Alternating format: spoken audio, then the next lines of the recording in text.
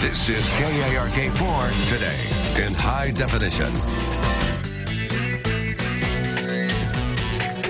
The long wait is over. Tax season is finally here, and so we got to get excited about doing our taxes and going over our finances. And it's no wonder that most of us pay someone to do our taxes, but when it's your money, it pays to get a second opinion. Financial guru Garrison joined us to look at when it pays to get help with doing your taxes. And there are some situations, Gary, and I like this, you may even have someone do this for you, but just like with a doctor, it's not a bad idea to get a second opinion. That's right, Greg. We always recommend people do that. There's so many, it's so complex, the tax code and so forth, and it's just always a good idea to get a second opinion and have somebody else take a look at it. And there are some instances when it maybe makes more sense than others, such as when you change jobs. That's right. A lot of people changed jobs in 2012, and if you're one of those people that did, then you need to go ahead and make sure that that they have the new salary that you could possibly have, as well as any tax-related or job-related expenses.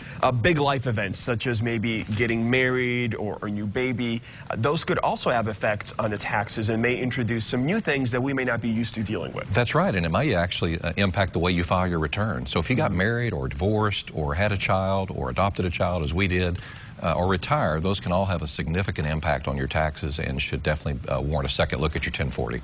I've also got medical or healthcare expenses. These can really add up, and they can. You need to know how to treat them with your taxes. That's right. There's so many medical expenses accumulate so rapidly that if you have a lot of those medical expenses, oftentimes they can be tax deductible, but you've got to make sure that you have all the documentation and have all the receipts so that you can substantially, deduct all that. This is where it really pays to get someone to look at this stuff again and look at all the details. Right. It definitely does. And that's what we really are talking about here is checking and checking again. There are so many little things that need to be checked, whether it's deductions or just going over in your memory. Sometimes, I do my taxes and I forget, oh yeah, that happened, or I bought that I could write off. You don't remember. It's always good to kind of think back. Well, and sometimes you'll go to your tax preparer and you'll find out that you didn't pay in enough taxes, and that's not a nice place to be. No.